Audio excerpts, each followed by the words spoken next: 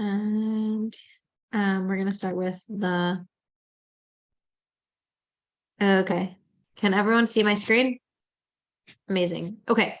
We are going to start with the nitty-gritty stuff, and then we're gonna get to the more fluffy how to be a staff member stuff. Okay.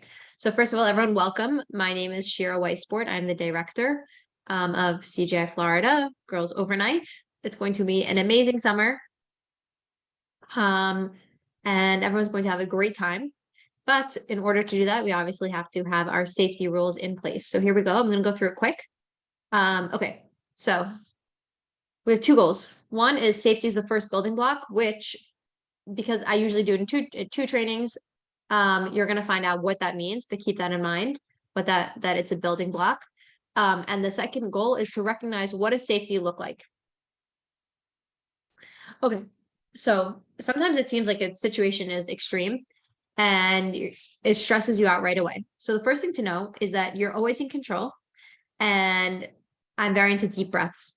You're in control. Don't worry. Just take a deep breath. And the situation, unless it's an emergency, it's not an emergency.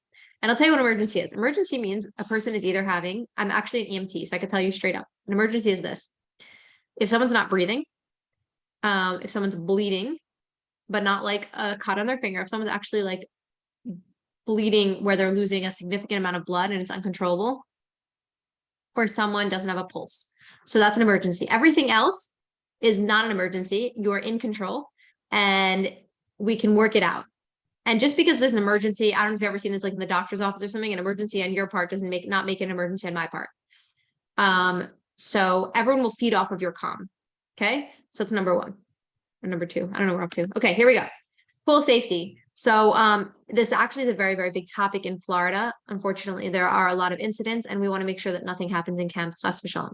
So the way that it works is that unless the lifeguard is actually in the area, the pool is gated around. So unless the lifeguard is actually inside the pool area, no one is to be in the no one is to be actually in the gated area unless there's a lifeguard. If the lifeguard has to go to the bathroom or whatever it is in the middle of swimming, everyone will have to leave the gated area. And sorry, everyone will have to leave the gated area and go outside the pool area, and she will lock the pool and go to the bathroom. Okay. I'm going to try to remind the lifeguards to go to the bathroom before swimming starts. So that does not happen, but that is how strict we are. Okay, staff members. Staff are always asking me, can we go swimming when we have off? The answer is not unless there's a lifeguard. Okay, it doesn't make a difference that you are staff, that you are older. Unless there's a lifeguard standing outside of the pool, the lifeguard cannot be swimming. Lifeguard has to be outside of the pool. You might not go swimming. Okay, it is very, very important. Even if you're an amazing swimmer, there have been Olympic swimmers that have drowned. So we do not need that happening in camp. Okay, we're very, very strict around the pool. Okay, moving along. And with the kids, oh, another thing is that if the lifeguard is trying to, okay, so a lifeguard is great, but on top of that, everyone has to make sure that safety in the pool is being adhered to. So please, if you see the lifeguard is only one person or two people, depending on who's at the pool at the time. If you see someone running, if you see someone, playing games that are not appropriate for the pool, like holding each other down or whatever it is, you need to speak up. It is not a time to joke around. Okay. All girls should feel accepted and comfortable to speak their mind. No one should be, putting anyone down, or especially this happens when it comes time for shear. No one should, all ideas should be accepted. And a good way to make sure that this happens is, if a girl is saying something and you feel another girl says, oh, that's a, silly idea or whatever. Okay. They might not speak that way. That's a little bit, like my 4-year-old might say that way, but whatever it is, if a girl says something that seems like it puts down another girl, you can help that girl rephrase what she is saying. So, oh, you felt differently. Okay. So whatever it is, I know it might sound silly, but that is exactly the way that you should do it. We're going to go over that more when we go to the other type of training, but you should make sure that every girl feels comfortable. When a girl feels comfortable, you're going to see that that's where the behavioral issues and everything like that will just fly away. Also, this goes with emotional safety. The whole first part of this training is about safety. Emotional safety. Every girl has to feel emotionally safe. Otherwise, it could be a very sad situation. And you'll see you'll see this not working when girls start to act out. Okay. Next, personal space. Even if I know that, I don't know if Rabbi Kudan, I actually didn't watch the training yet. But I don't know if Rabbi Kudan went over like physical safety in terms of abuse and whatnot. But even if it's not a situation of abuse, just the idea of personal space and making a girl feel physically safe, we say one camper, one bed. That's it. Okay. If they want to sit, whatever it is, don't sit in campers' beds because you don't know who actually, some girls are very possessive over their space, and that's fine. Everyone's entitled to space. Camp is very on top of each other. So, the least we can do is give a girl their bed. And you don't know how many arguments this stops if the girls don't sit on the beds. If you feel like the girls all want to sit together, either they can sit on the floor, which they do a lot. Some years we've gotten like a rug for the floor. If you feel like, okay, you come to me one day, oh, Shira, the girls all want to sit together. Can we get like a little rug or something like that for the floor? Because I don't want them sitting on their beds. No problem. We can do that. But one camper, one bed.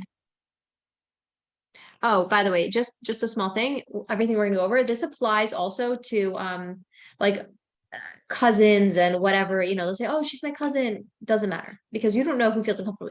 Even siblings, I have two girls like 1 year apart, and my 4-year-old gets very upset when my 3-year-old sits on her bed. Like everyone's entitled to their personal space. Okay. Next, what if someone does come to you and confides in you of whatever it is? There have been in the past, camp is a time when girls really, by the way, sorry, I know you can't see me on the screen, but I have like a separate camera so you can see my face while I talk. Anyways, okay. So, camp is a time when girls they get very close with each other and they start to open up. And especially as a staff member, whatever type of staff member you are, girls start to feel like this is a time to let themselves out of anything that's on their mind. And that's a good thing. And also not such a good thing if the person who's listening doesn't really know how to listen or how to react, I should say. Okay. So this is how you're going to be a trusted adult, because to a third grader, we all know that you're 16, let's say, and you might not feel like an adult. You might feel like, somewhere in between. But to a third grader, you are absolutely an adult. To most of them, I should say, you're who, for lack of better words, you are their mommy for the summer. Whatever position you are, you're their mommy. So they're going to come to you because their mommy's not there. Okay. So the first thing is just to listen to them. You don't need to say anything. Respect what they say. Don't need to make comments. You can nod your head. You don't need to ask questions. If you feel it's something you're not sure how to react about it, you need to get help. Help is not from a random other counselor. Help is from myself or the nurse. Like, let's say it has to be from someone who, of a higher authority. And you don't need to prod with questions that might make a girl uncomfortable. If you want to ask lightly, depending on the situation, but you really need to think it's not your job to get all the answers, is pretty much the idea. Your job is really to listen in these circumstances. And also, do not judge the girl, but I'm sure no one is judging the girl, whatever they're saying. Because who knows what the true story is, whatnot. So, yeah. Also, just as a thing I should have added, a lot of staff feel like it's their job to fix the problem. Like, I'll give an example. Last year we had a girl, actually, I don't know if there's staff out here from last year. Okay, let's say, whatever. There was a girl whose father was out of the picture. She had a lot of trauma from it. I don't know. I guess he just left one day. I'm not really sure exactly the story, but she had a lot of trauma from it, and she became very close with the staff member, and she confided in the staff member. And she felt the staff member was always was not really, it's fine. Every girl's a story, every girl is something, but it's not your job to fix the problem. And it's not your job to bend the rules for someone like that. If a rule does need to be bent for whatever reason, then, an adult like myself, or my husband will work it out to whatever is needed. And you can bring it to our attention. I mean, we know everyone's backgrounds, but you can bring it to our attention, but it's not your job to come up with a solution for them. Okay. Next, we want to teach kids to listen to their inner voice. Kids naturally will know what's wrong, what's right, pretty much. So we don't want to tell them straight up. We want to make sure that, we don't, the best thing that we want to do is we don't want to shut down their inner voice. Like, if they're trying to say something, or um, if there's conflict, whatever it is, we want to make it a safe space for them. And that would be by not jumping in anything. We want to make it a safe space so that, which in turn teaches them that whatever they're feeling is correct. Not necessarily always correct, but we want them to feel that they have a voice. And that way, if anything, God forbid, does happen, they'll know to trust themselves enough that this is wrong or this is right. Does everyone understand? Just nod your head if I explain that properly. If you understood that, okay. Okay. Next, we've had this years, and unfortunately, whatever, it's like funny, but there's no reason why a seventh grader should be in a third grader's bunk ever.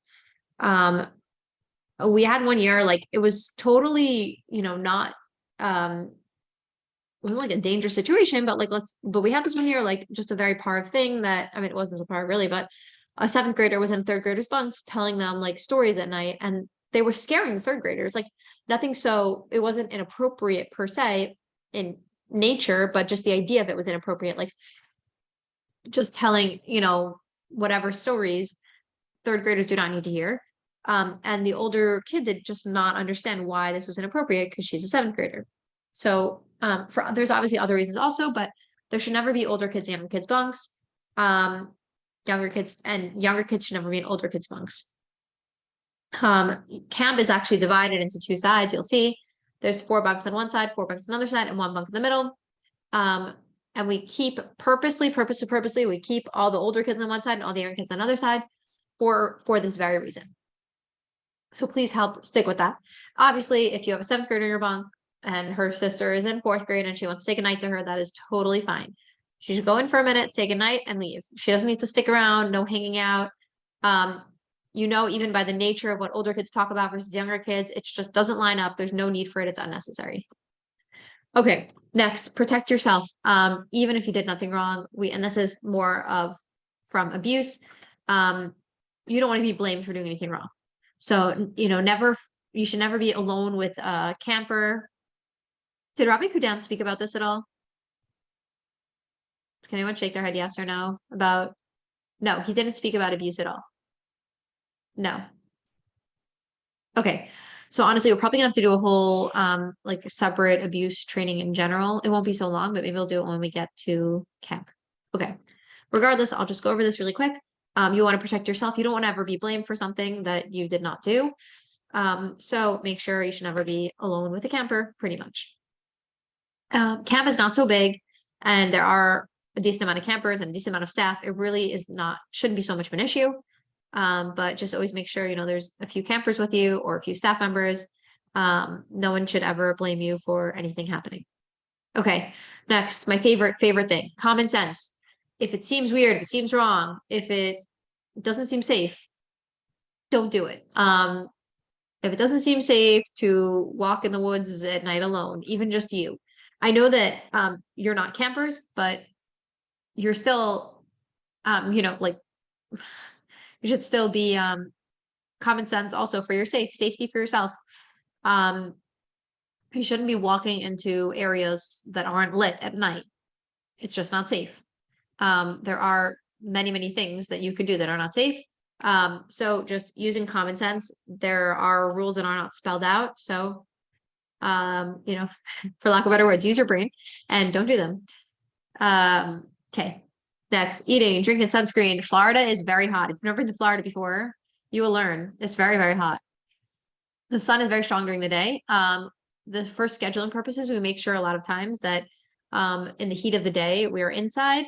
And then outside more, we're going to have sports almost every day. We're arranging sports to be more in the afternoon or rather, I should say late afternoon when it's not so hot.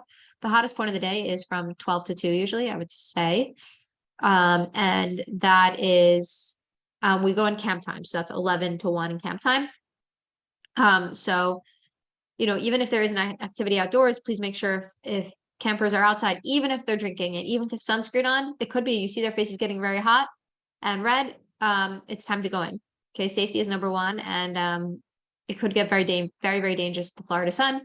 Eating, please make sure all your campers are eating. Make sure you are eating. If you have any allergies or any sort of health condition that needs to be known, please let camp know. If you are gluten-free, and you are getting hungry and there's nothing, I mean, there's tons of options. We, Baruch Hashem, have an amazing kitchen staff and just in general, an amazing food program. But if for whatever reason nothing floats your boat and you're hungry, please let me know. We make sure that everyone is fed.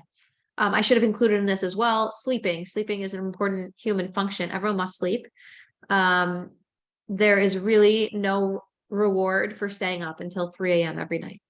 In fact, if anything, it is extremely irresponsible. So please don't make it that I have to have the counselor going around and putting everyone to bed. It's just uncomfortable for everyone. So, put yourself to bed as needed. Sunscreen as well helps keep you safe from the sun. Also your campers, make sure your campers are wearing sunscreen, daily reminders. A lot of them are young, 3rd, 4th grade, even 5th graders. They're not going to remember, and probably 6th and 7th graders also. You have to remind them when they go out in the morning or whatever before sports. Okay, let's run back to the bunk really quick and put sunscreen on, or bring your sunscreen with you. If a camper doesn't have sunscreen, please let us know. Also regarding drinking, there are cases of water bottles that can be sold at canteen.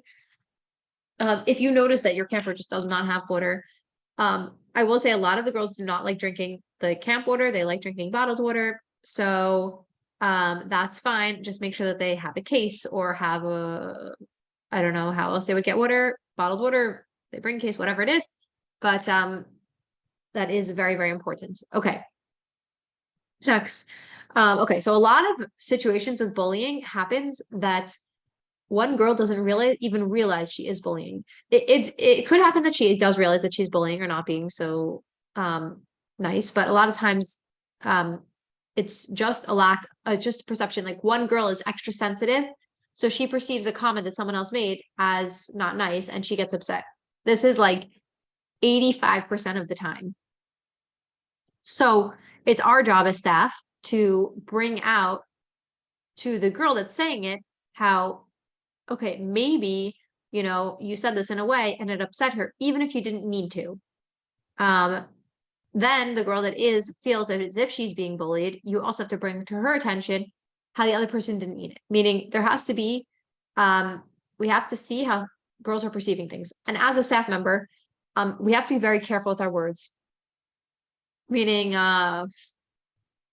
sorry, I'm really not good at examples, but if you think about, you're joking around with the camper, sometimes you're joking, but the camper is not really understanding that. She thinks you're serious, and or they say there's a little truth in everything, and she gets very upset.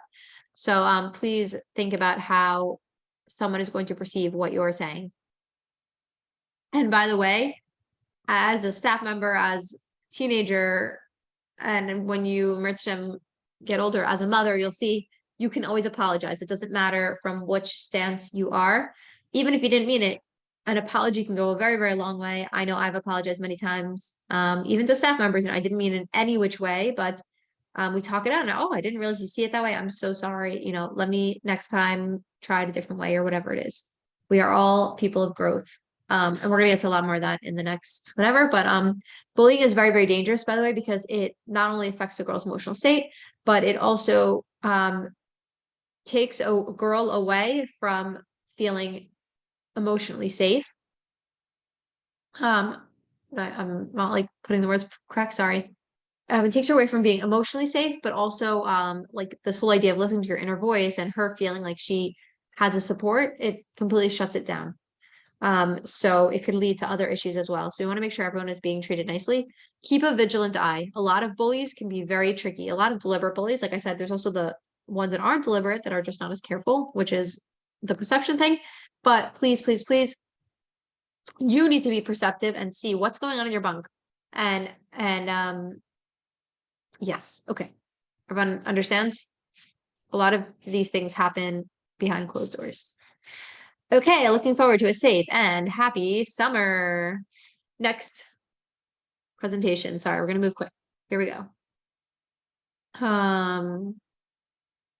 Stop share 1 second. Hi everyone. Okay, screen. Okay. Here we go. Welcome again. CGI Florida staff training 5783. Okay.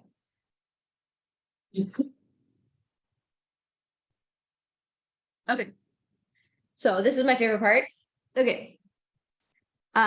We are going to speak about, I don't know if anyone has ever done this before. If you were in camp before last year, then I did this training, but here we go again. It's always good to have a refresher. We are pretty much, we base everything in Chassidus and this and that. And I am also trained in conscious discipline. So has anyone ever, by like nod your head or anything or raise your hand, has anyone ever heard of conscious discipline? Yes, besides Ella and Adel. Okay. Okay. So in camp I do a conscious discipline training, but I figured, you know, let's not have to wait till camp. So you can go in. The best way is to start at the beginning. Welcome, it's a journey. What do I mean by this? Okay.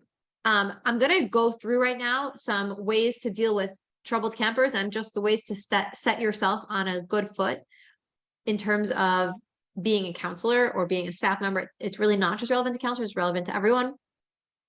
But I'm going to tell you right away, don't worry about getting it right the first time.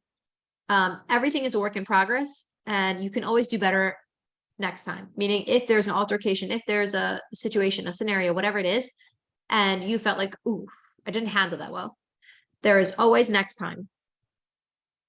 You can react differently the next time. And even in the moment, you can react differently. What I'm about to teach you is not a way to control kids at all. It is it is a system to create kids to conflict resolve themselves, and also for you to be able to help kids to better themselves in their interactions. It's just a better way to communicate and work together pretty much.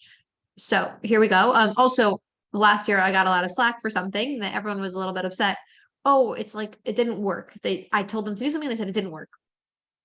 Things take time, and it's not like, again, this is not a means to control kids. Meaning if I tell you say this, you just tell me what to say to make the situation better. That would be controlling someone.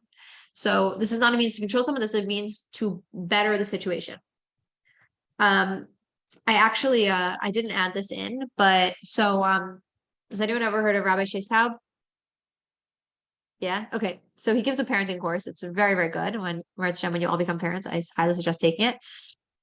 If it's still around, I don't know.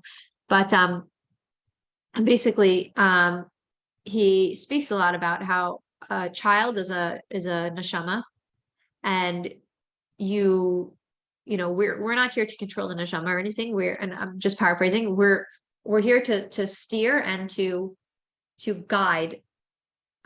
So campers that are difficult or whatever it is, or challenges, you're not there to control them, you are just there to guide them. I'm also going to say this now because I don't know if I have it later on the slideshow. This is a typical camper. If you have a camper that's ever an issue and you find it to be extreme in any which way, please bring it to my attention. Because it's not like this is for a typical, you know, a typical child will push boundaries or this or that. But anything you feel is not typical or is a little bit out there and extreme, please bring it to my attention, and that needs to be addressed differently. Okay, here we go. And obviously in this, there's tons to learn. So don't take this as an end. This is just the beginning of us working together in camp. Okay. So why is this kid acting out? Why is this kid acting like this? Well, there's always a reason. This is the first thought that needs to come to our head. Don't assume that, oh, they're just I don't like saying this word, they're just a bad kid. No such thing. And even a child that I said before is like so extreme and has extreme behavioral issues, it just means that there's an extreme reason why. Also does not mean that they're a bad kid. It means that they have like all these needs, their extreme needs not being met. Okay. So if a camper is acting out, it is usually because their needs are not being met. Now our goal is we have to figure out what need do they have that is not being met. 1 second, I have a little cold, so I just need a tissue. Give me 1 second. Sorry.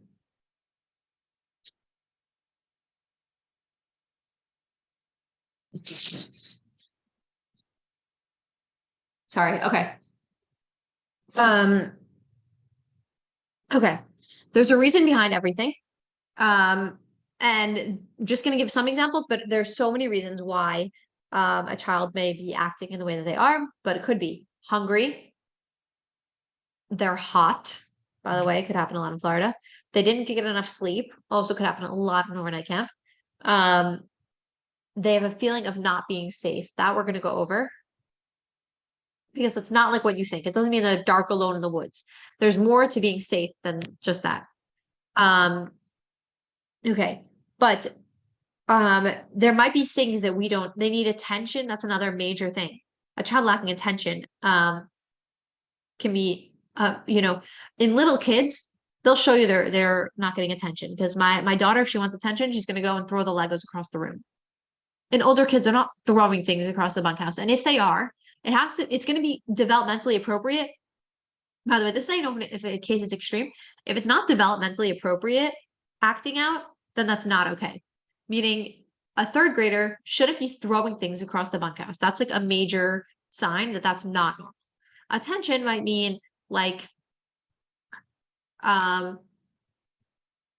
if they need attention might mean that they are, not waiting their turn, they're not listening to you. That's a really major call for attention. Like they don't you say, oh, come here, and they're out to lunch somewhere else. Like, I mean, like theoretically, figuratively out to lunch, whatever it is. So that might be a call for attention, or they're whatever that you'll see it in different ways. You can kind of like pick up on it. Okay. Okay, so this is sorry, it's a little blurry. Okay, conscious discipline state of mind. So there are basically 3 different states that your brain can be in. We're going to start from the bottom. Can everyone see it a little? I know it's blurry, sorry, but you can read it. Okay, so the bottom is survival state. The survival state is the fight or flight, meaning they're like kind of always unsure of the situation. It looks like hiding, fighting, surrender, physical reactions. And again, like physical reactions, they might not like, I mean, hopefully no one's going to punch you, no one's going to kick you, you're like, they're older than that. That's very immature for that age. And if that happens, that's a big, big no-no. But, not like not listening is a major one. A lot of times kids in survival states will actually not respond to you. Like if you're like, okay, come, it's time for whatever, they can almost seem sometimes, and this I noticed this a little bit last year, they can almost seem a little bit like not there. They're like a little bit, I guess that would be like a little bit retreated, like the flight stage per se. But yeah, so they're that's a very, very low state of mind, and we want to get campers out from there.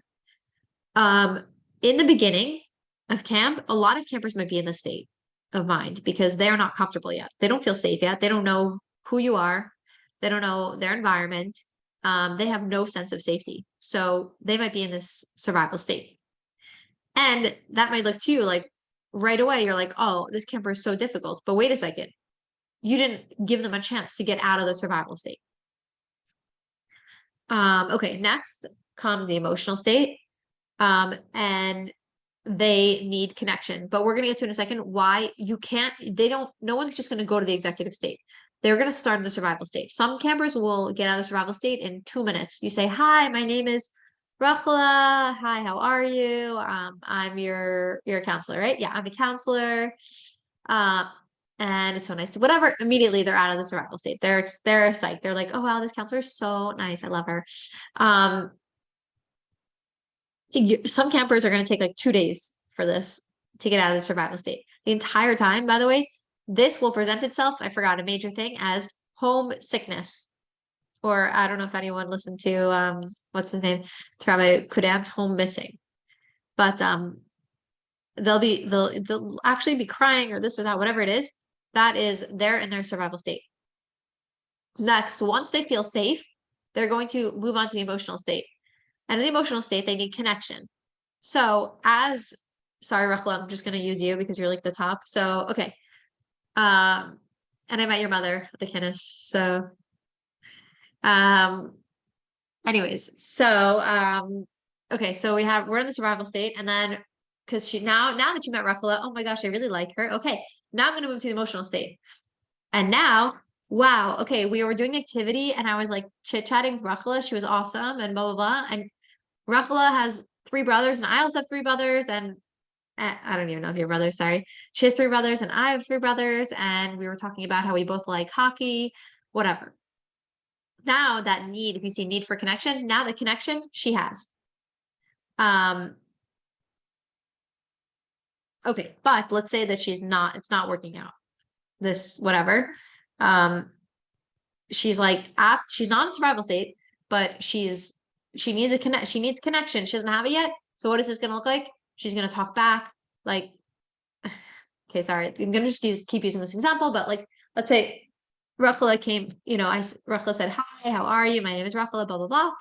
And then we were sitting in art and Rachel didn't say a thing to me. All she said was, okay, everyone, we have 5 minutes left to meeting. And if you don't finish, blah, blah, blah. Like if you don't finish in time, we have to put it away.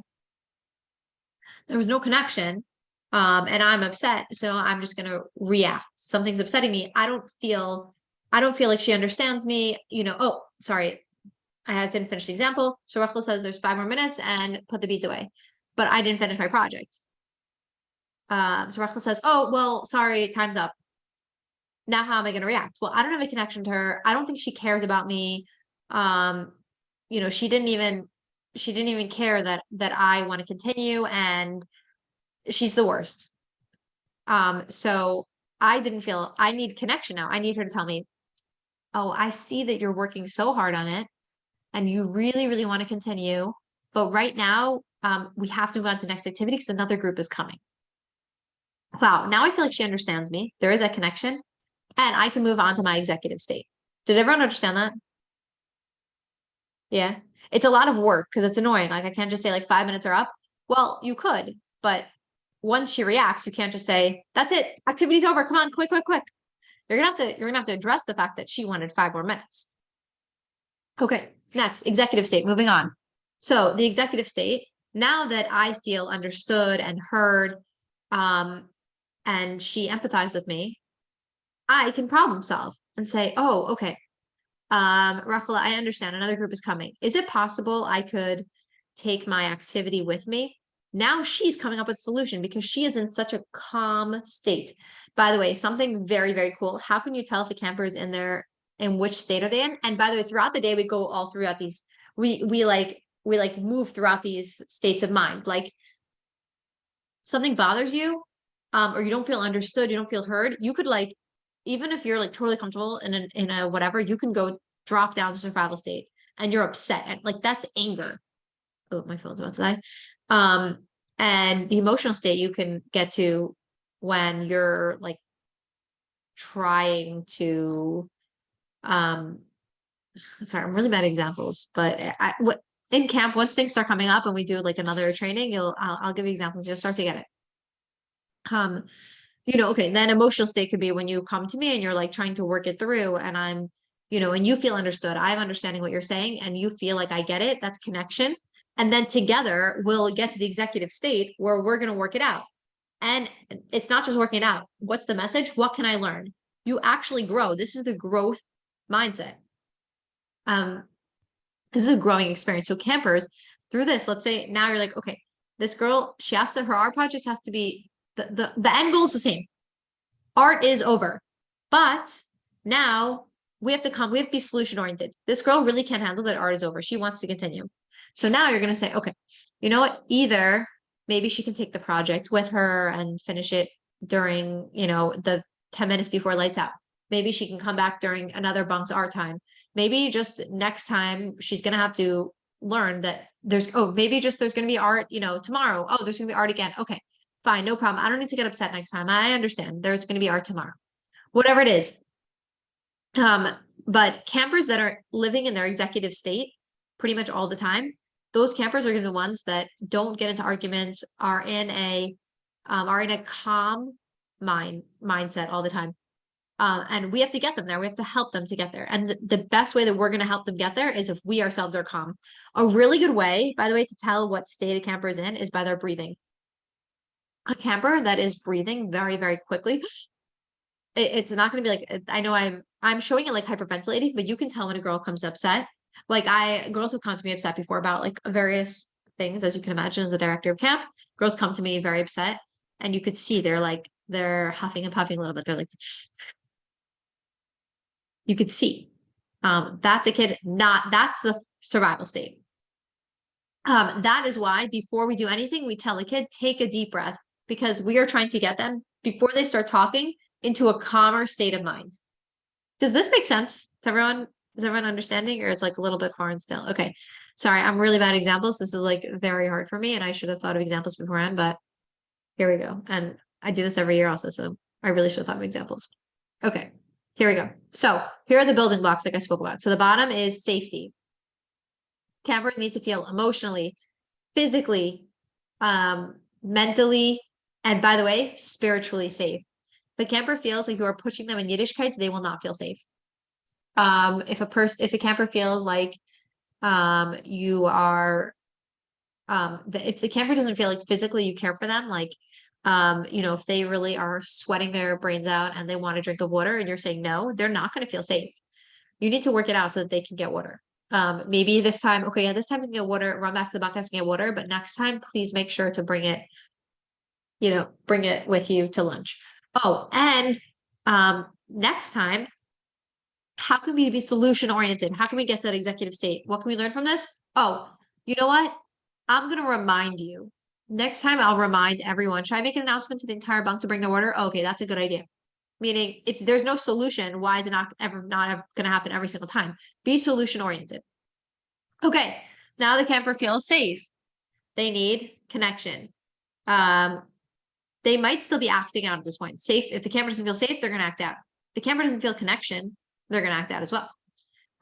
Connection can happen in a various amount of ways. A really good way is talking to the camper and finding points that you enjoy, like actual points that you connect on. I feel funny, a little redundant, but saying connection and connection, but finding commonalities. And also a great way of connection is laughing. Hopefully we're going to do like in the first few days, we'll do some sort of activity that's fun.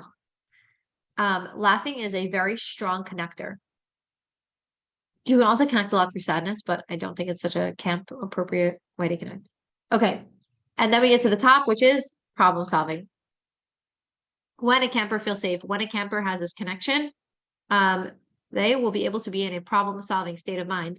And this leads to when there's conflict, if you can get your campers to this problem solving state of mind, this executive state of mind, this leads them to not needing you every time there's a small conflict. Like they can work it out because they're calm. They can work it out like, oh, we both wanted to go first. Okay, let's do this. And it's amazing. Teachers try to implement this in the classroom, and you could see teachers that do this properly, it's like seamless. The teachers need to get involved in any conflict. But this takes a while, and probably throughout the entire duration of camp, you're going to be coaching kids through a lot of this. I know I do this when there's a lot of conflict that comes up between girls, as you can imagine, and I am mediating a lot of it. And we are trying to get girls to be able to work together without intervention between an adult. And this is the way to do it. Okay, next, moving along. Okay. Okay, this is really interesting. So has anyone ever been a counselor before? Okay. Let me pick on someone. Raise your hand if you've been a counselor. Okay. Aliyah Chaya, you are called upon. Can you unmute yourself? Hello. Hi. Okay. So Aliyah Chaya, have you ever had a camper? It was probably day camp, yeah, that you worked in? Okay. Yeah. Have you ever had a camper that you have to say like 30,000 times the same direction to? Yeah. Okay. What happen when you said the same direction and it didn't work out? Like, let's say you say, tell me what you would have told the camper to do. To sit down. Let's say if they're just not listening and everyone's supposed to be sitting down. Okay. Sit down. Okay, let's once again, it's not going to be such a good example for this particular thing.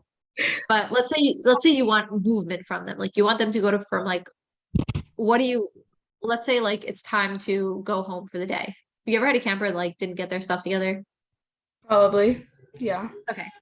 So how would you direct a camper to get their stuff together and go? Like, what would I say to them? Yeah. It's time to go home now. So it would be a good idea to get your stuff so you could go home and come back tomorrow. I'm so excited to see you tomorrow. Okay, very cute. Okay, great. So that is a good way to do it. I'm going to tell you the only thing I would suggest differently. Okay, so what is executive functioning? Okay, so that camper probably had the camper that you have to remind like 30,000 times probably does not have good executive functioning skills. Executive functioning means that they are able to see from, here, I'll give an example. Okay, getting my kids, I have 4 kids. My kids are 4, 3, almost 2, and a baby. Okay. So getting ready in the morning is like literally it could take an hour, no joke. And just putting clothing on and leaving the door. Why? Because my kids haven't mastered executive functioning yet. What does that mean? They don't see from where I'm in right now, just waking up in my pajamas to getting into the car. They don't see what needs to get done.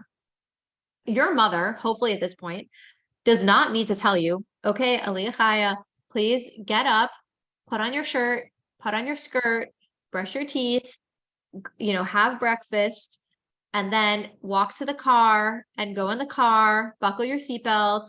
Like, does your mother have to say all that to you? No. Okay. Do you feel like it might be funny if she had to say that to you? Okay, right. Because at this point, you have probably pretty good executive functioning skills. You know from the time that you wake up, you know what needs to happen to get into the car. Now, some of you expect your campers to know what to do, but a lot of them do not know. A lot of them don't know that in order to get me to bed, they're a mess. They come into the bunkhouse and you're like, okay, bedtime, everyone. Lights out in 10 minutes. And most of them will be fine, but you're wondering, why is Basha walking around the bunkhouse like doing nothing? And you're like, okay, she's not listening to me. Well, news for you. She probably has not the best executive functioning skills and they're underdeveloped. You need to direct her and give her very clear directions. Anyone ever have a sticker chart when you were a kid?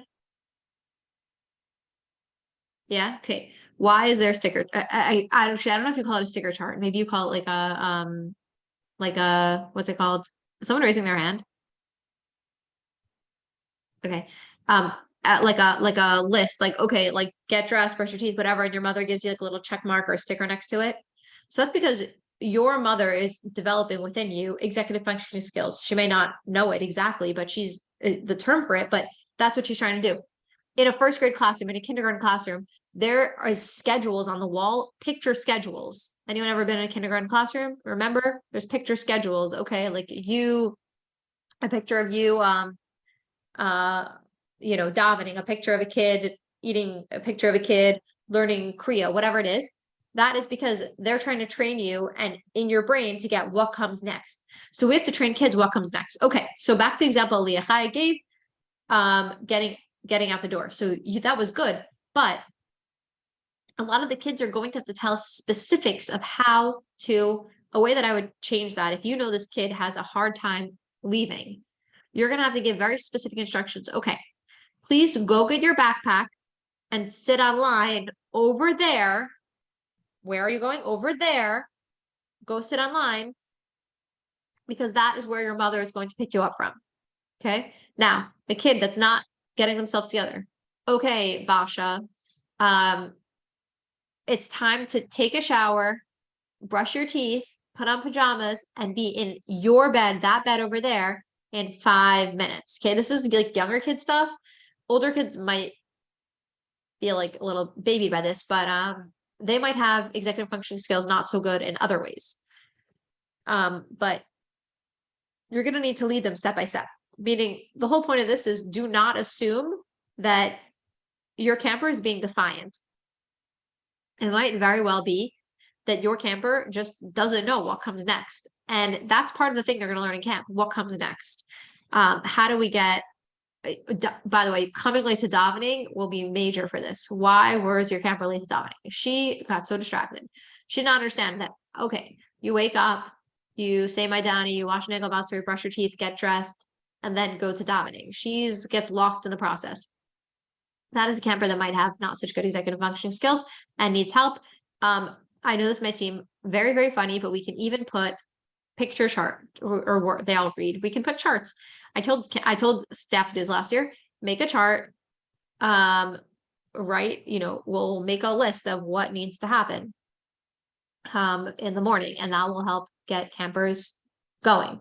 Another great thing, post a schedule around, go over the schedule in the morning with the campers. They know what's going on today. Get them from step A to step B. By the way, Ella and Ada, are you on?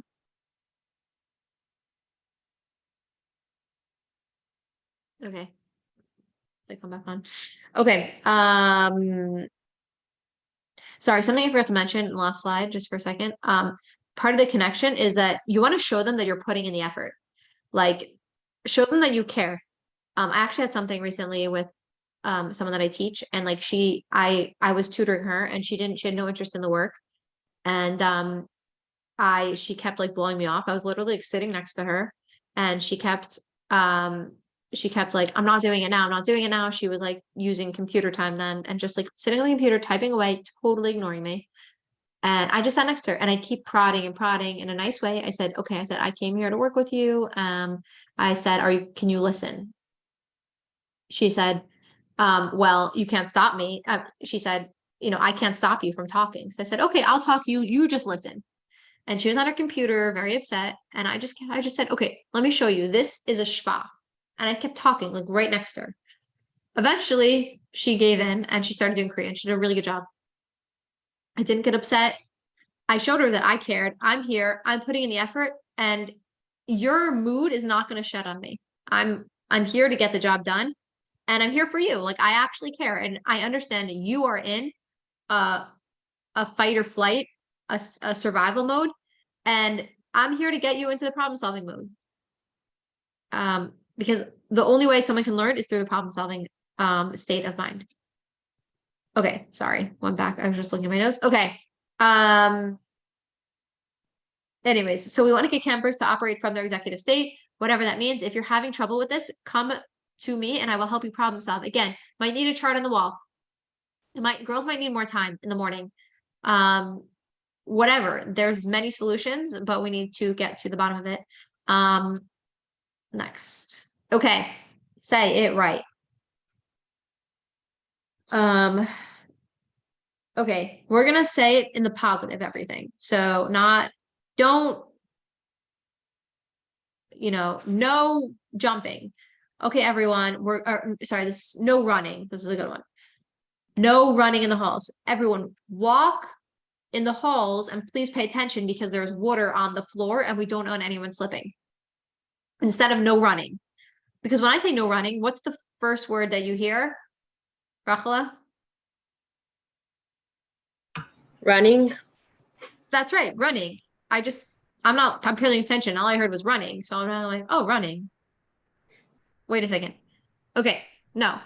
Walk slowly and please pay attention to the water that's on the floor. Okay. Oh, this is a great thing, by the way. Sorry, I can't be as animated because you're not in front of me right now. Like, and the screen's very limited, but when we'll do a different training in camp, and it's okay. Use your arms for everything. Everyone, you can't really see my arms, but pay attention to the water on the floor. Oh, your bed is over there. You want to do a lot of pointing. Oh, cleaning up. This is a great one. Okay, it's time to clean up the bunkhouse. Oh, I love this. The counselor stands in the doorway and it's cleanup time. And she says, okay, everyone, do your jobs, clean up. This girl's job is the floors. What does that even mean? This girl's never picked up anything from the floor in her entire life. She has a nanny at home, whatever. I'm just giving an example. And all of a sudden you're like, clean up the floor. And there's everyone's stuff on the floor. She doesn't know where the garbage can is. She doesn't know whose stuff belongs to who. So, and in 5 minutes, you're about to tell her she's doing a bad job. And she can't go to the next activity. She doesn't know what to do. So you're gonna have to show her, okay, if there's garbage, here's the garbage can right over here. Put all the garbage things that you don't think it needed in the garbage can. Anything that is a clothing item that doesn't have a name on it, let's put it over here. Whatever it is. Okay, make your beds. This girl doesn't know. Okay, everyone, take your blanket and spread it over your bed. Take your pillow and put it at the front of your bed. I know it sounds so funny.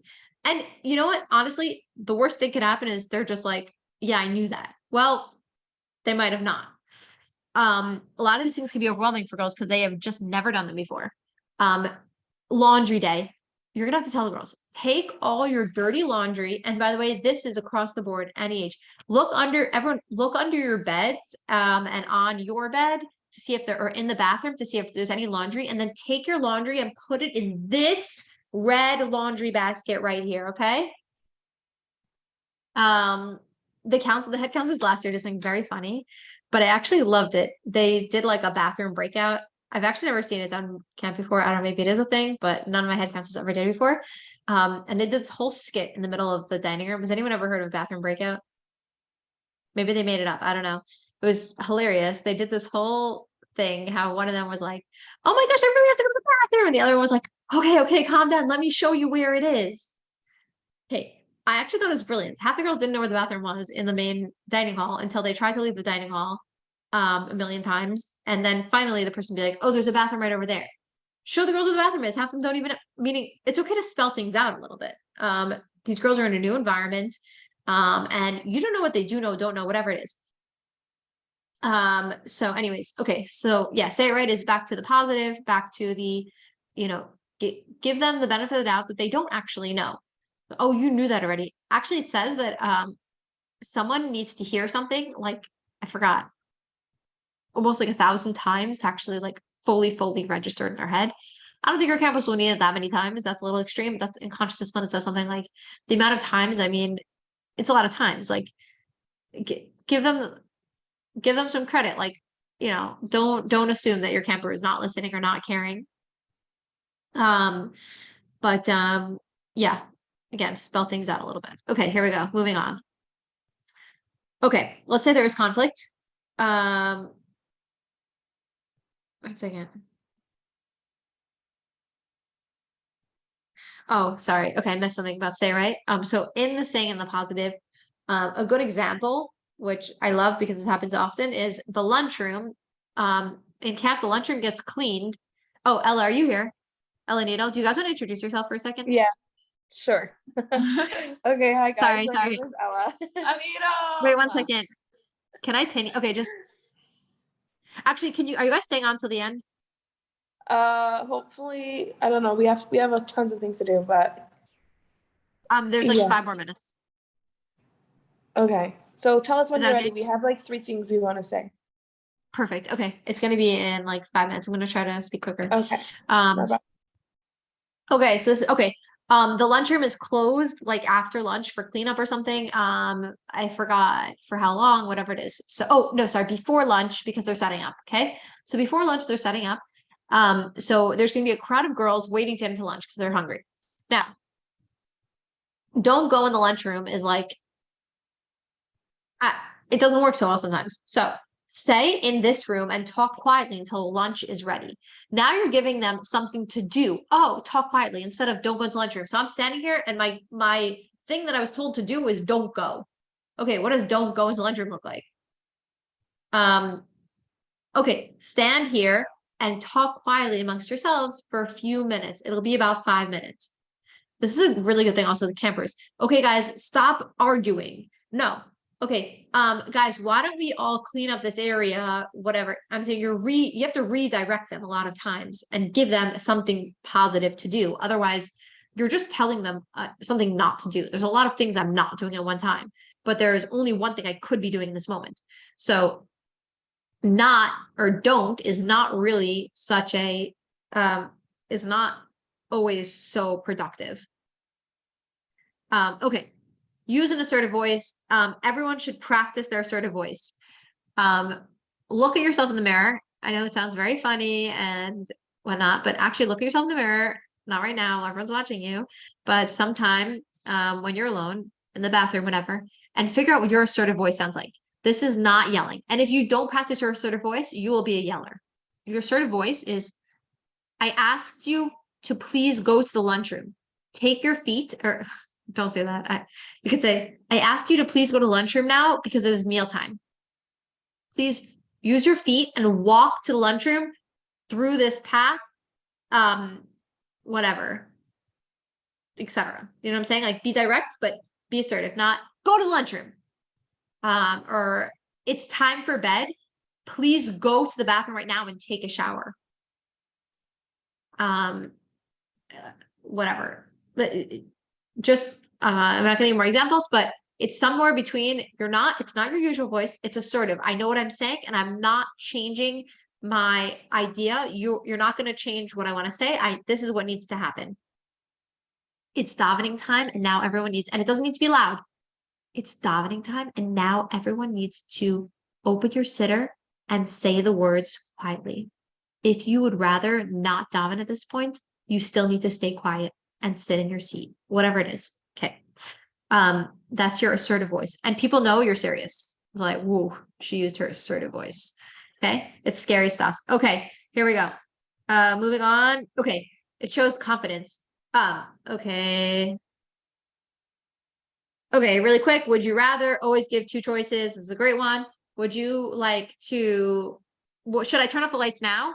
Or do you want 5 more minutes? They'll probably say they want 5 more minutes, but at least they got the choice. They're in control. Shows them they're in control, but really you're in control because you gave 2 appropriate choices.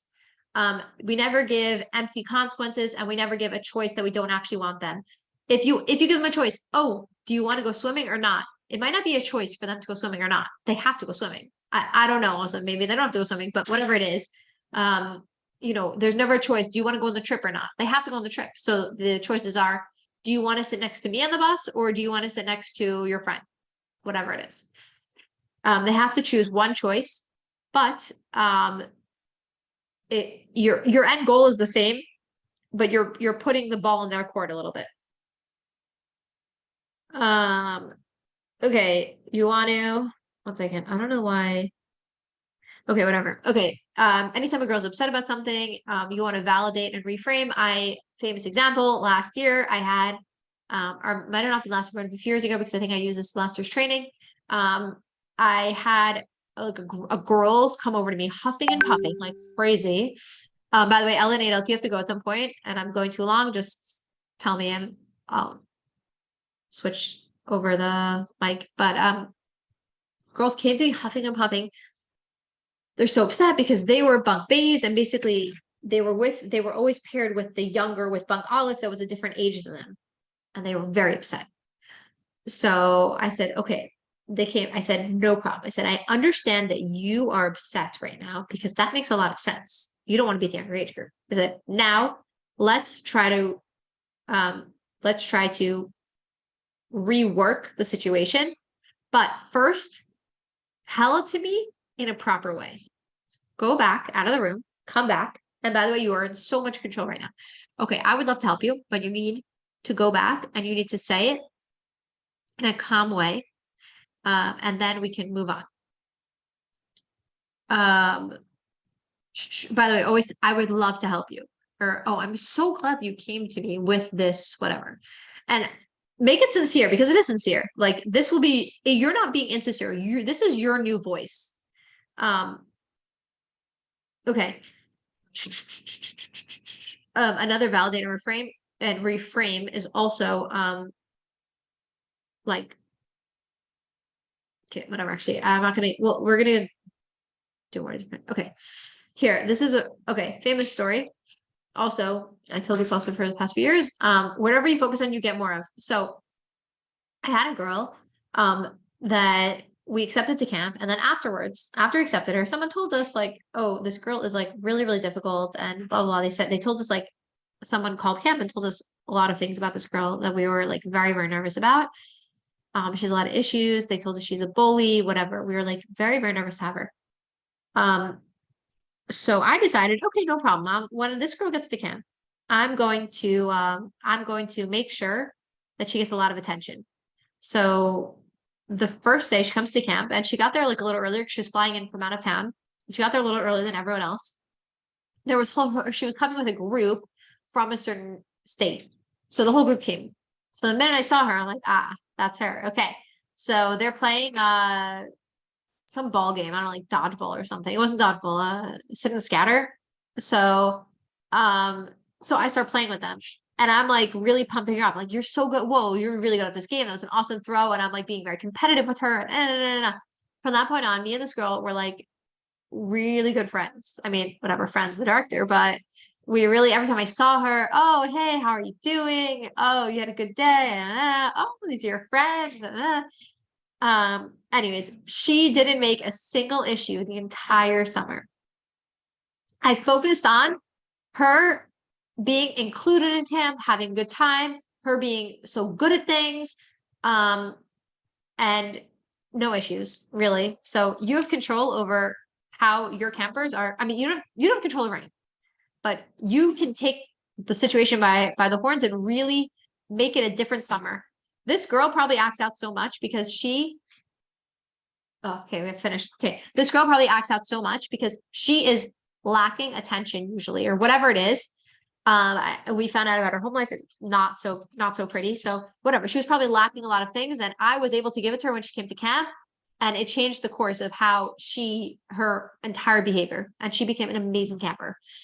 So you have that within you, and also just a little thing is that as a counselor, when you come to camp, we'll brief you on all your campers. You'll know kind of like, oh, okay, this girl, and when I brief you on it, I'll give you tips and ideas of ways to combat whatever situations may arise.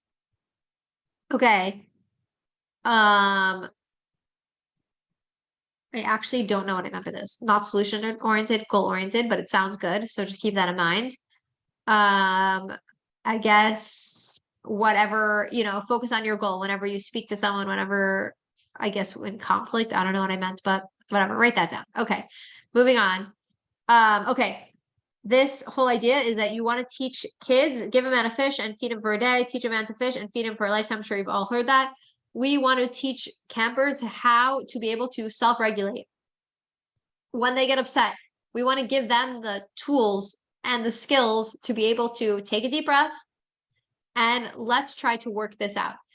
Girls might come to you like the world is ending.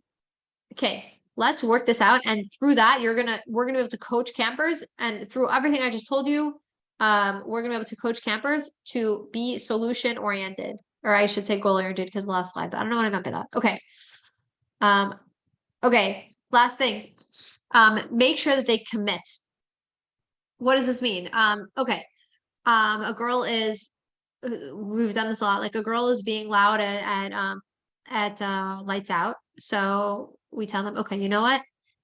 No problem. I can see that you still have a lot of energy left in you. So it's lights out. So you need to come with me outside the bunkhouse and wait outside until everyone else is settled and until you can keep yourself calm. So she's waiting outside. She goes, okay, it's buggy. I just want to go back in. She said, okay, I can't let you back in until you commit that you're going to go back in quietly. Oh, I have to commit. No, I can't. Sorry, I can't let you go back in until you commit. Okay, I commit that I'm going to go back in quietly. Fantastic. Okay, you may go back in. Anytime that there's a bunk that, was out of line or whatever, okay, everyone, can you commit to next time your counselor asks you to go get ready for swimming right away? Can you all commit? And this is after the whole speech. Make them commit. Can you commit to speak to her nicer? Okay, then you can go back to the activity. Make them show that they actually mean it. I think that's it. Okay, sorry, I don't know when this is ending, but it's okay to have empathy for a camper. Whatever, just keep in mind, people are like nervous to have empathy. There's really nothing wrong with having empathy. A lot of times even a girl is having an immature emotion, that's okay to have empathy for her. Like she's still little and trying to learn and navigate, the world around her. So, oh, I'm really sorry. I'm so sorry you feel that way. Or, um, it really like, that must be really, it must be really hard to want to continue your art project when art is over. Whatever. Come up with it. Okay. Next is we want to be proactive. So be on top of it. Give girls attention before they ask for it. Conflict resolve before the conflict comes up. If you see, this is a good example. I have a daughter, unfortunately, she's almost two. She bites, or she started biting. What? She stopped biting. Okay, she stopped biting. But yeah, kids that age bite sometimes, but she was getting into a little bit of a biting situation. So my husband was like, he saw that before she bites, she does whatever. So don't wait for her to bite and then we have to punish her, whatever. See, before she bites, she gets upset because one of my other kids took her toy.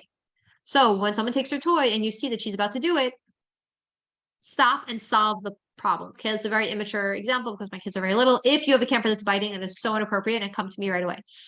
Okay. I think that was it. Yeah, so I mean it's it. Okay, fantastic. Okay, stop share. Second.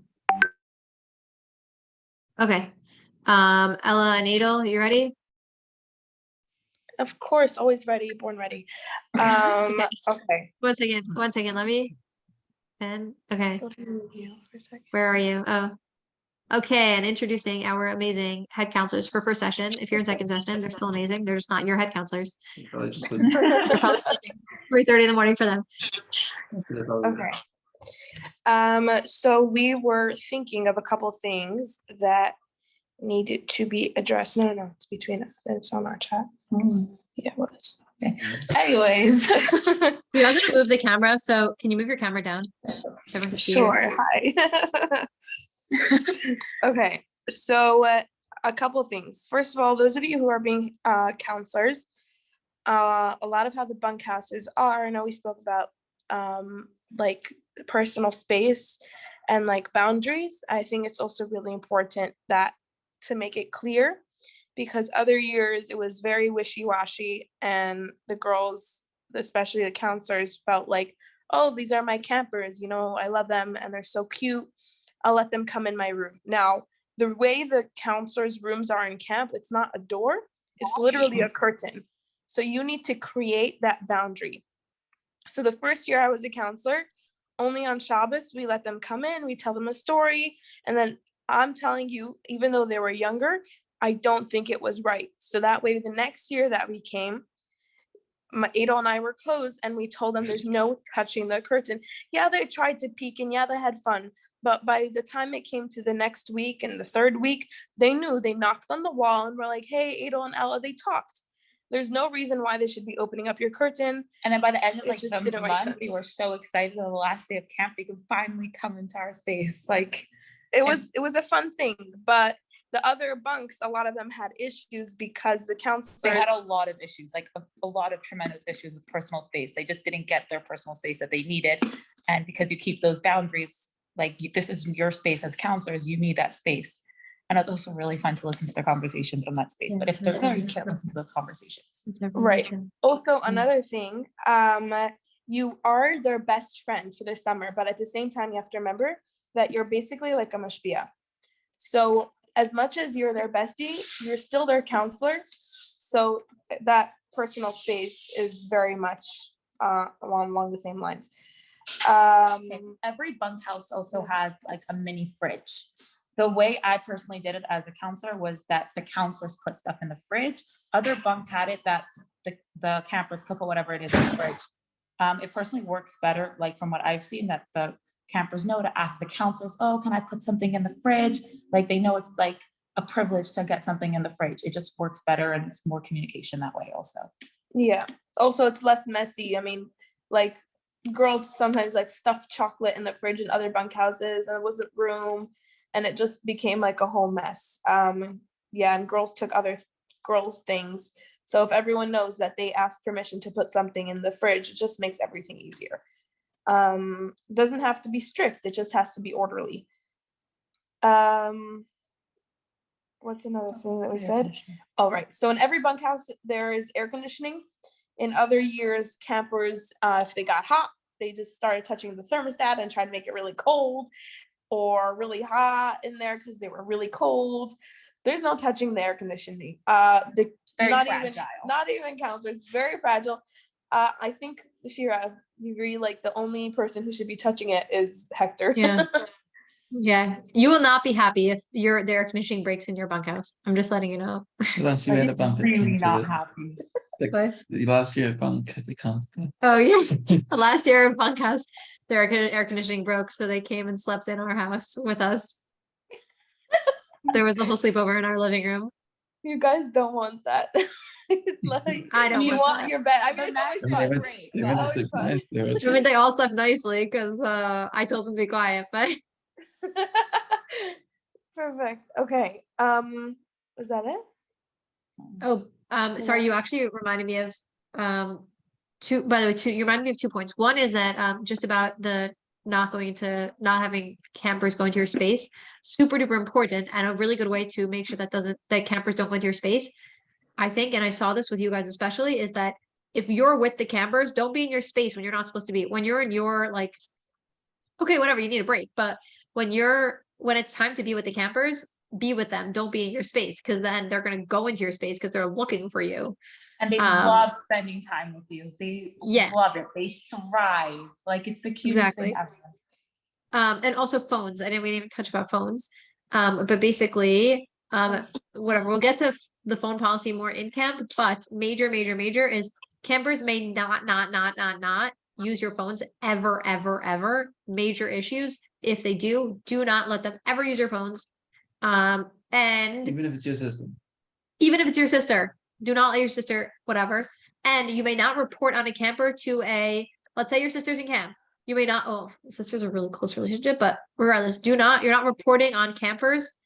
Like, your uncle, if you're whatever, if a camper is your cousin, you're not reporting to your uncle on the camper. Okay.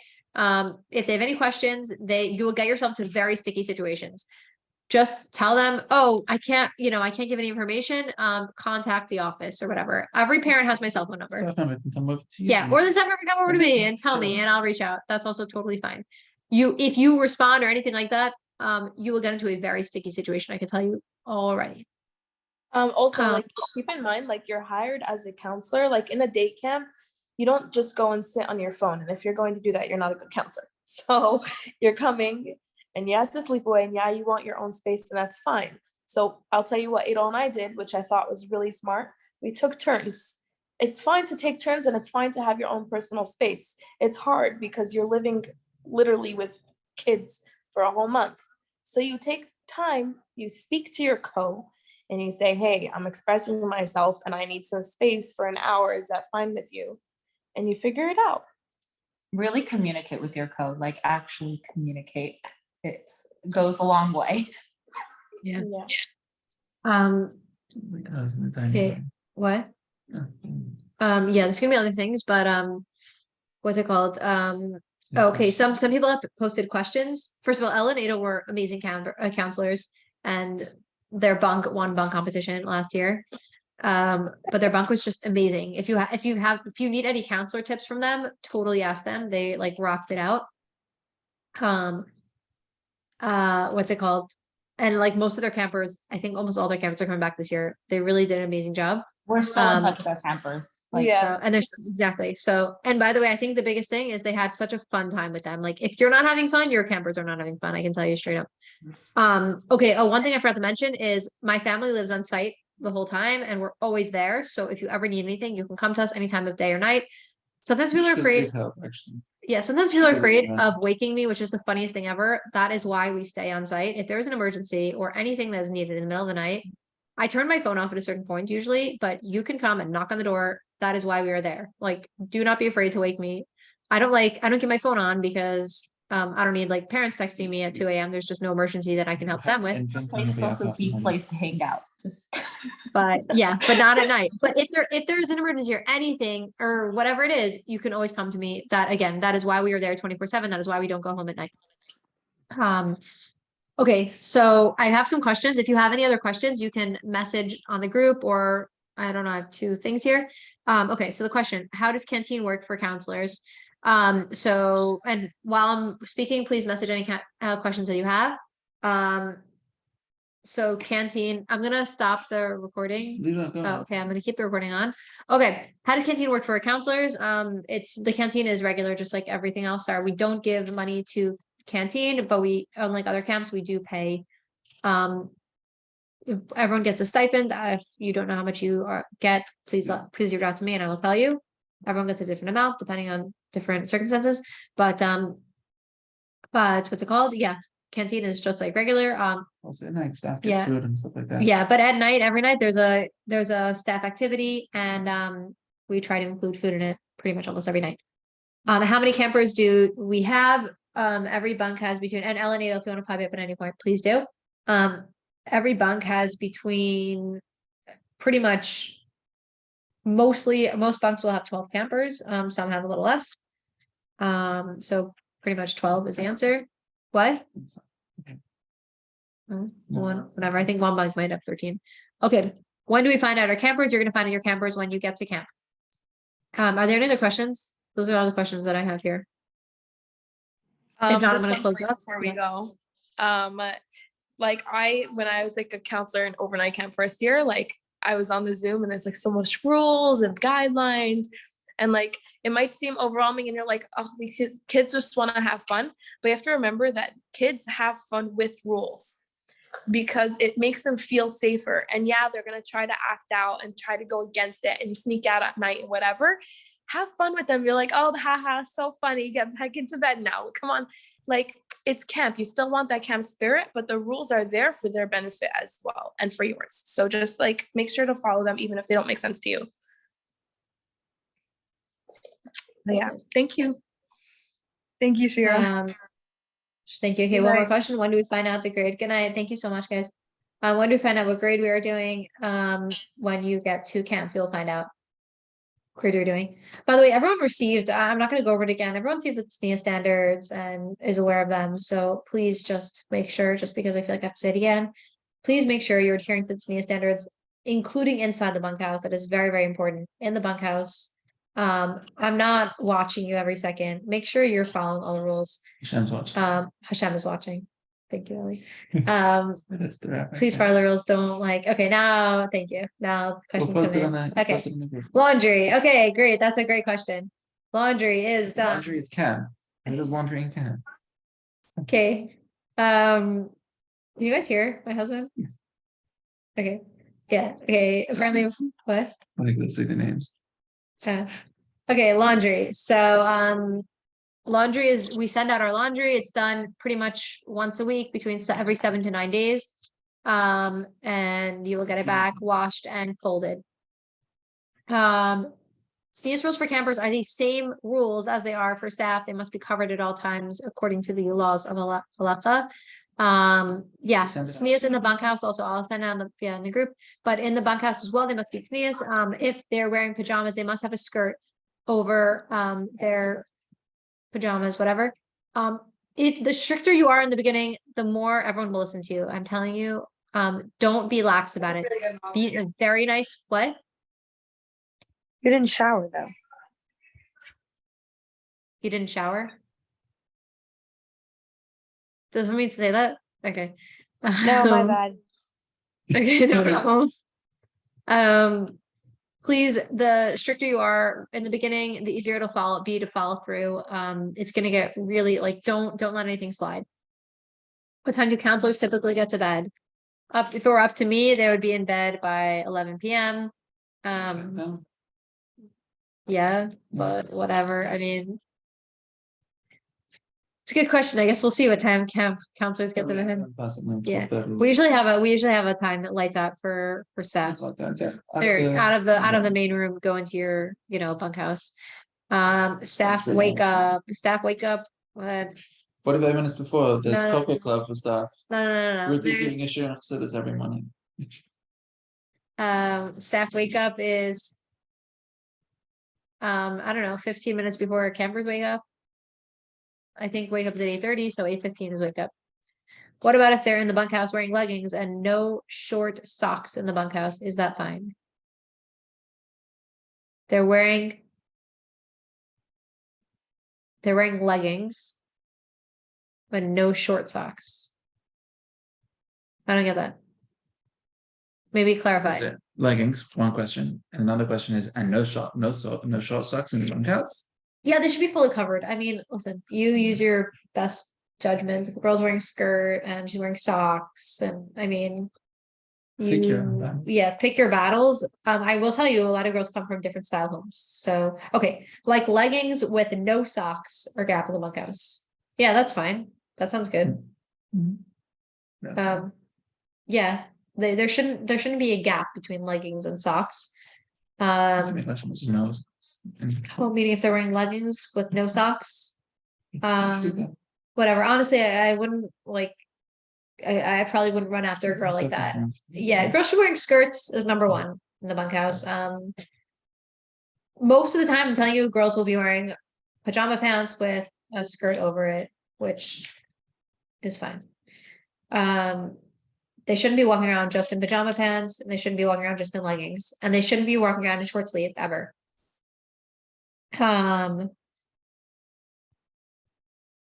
If girls are wearing if they're wearing a skirt and pajama pants with no socks, I probably wouldn't run after them to put on socks.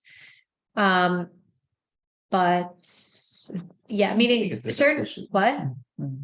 Meaning certain girls will be accustomed to do these things because they come from a house that they do this. Some girls, it's like foreign to them to even be wearing a skirt in the bunkhouse. So try your best to raise the standard, but I wouldn't like run after a girl that's going from the bed to the bathroom and she's just wearing a skirt with pajama pants. Like, you use your best judgment, how you're gonna say something, when you're gonna say it, and things like that. If you have any questions of exact situations, you can totally ask me during camp. What's the difference with camp time? Camp time, we turn back the clock an hour. Any other questions? Okie dokies. It was really nice to see you all. I'm super excited. Camp is going to be amazing.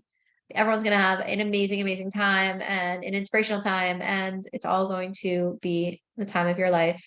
So we'll see you all in 2.5 weeks. And if you have any other questions that are personal, Not answering that one, Shelby. if you have any personal questions, please message me. Feel free to message me. And everyone, hi, Ruthie and Chevy. What color are the shirts? Oh, finally, the most important question. First session, the shirts are, I've got the match. Yeah, First sorry. session, the Strong. shirts are blue. Second Light blue. session, light blue. Second session, the shirts are purple. And you do not have to wear the camp shirts every day. Everyone will get 3.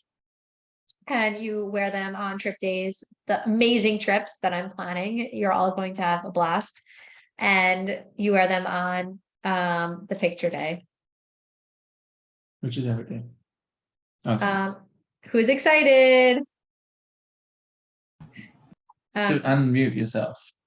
It doesn't help screaming Yeah. into a muted microphone. Me. Oh, there we go. Okay. Okay, everyone, you're gonna have an amazing time. If any other questions, I'm gonna close up the chat because Because it's it's bedtime. But yeah.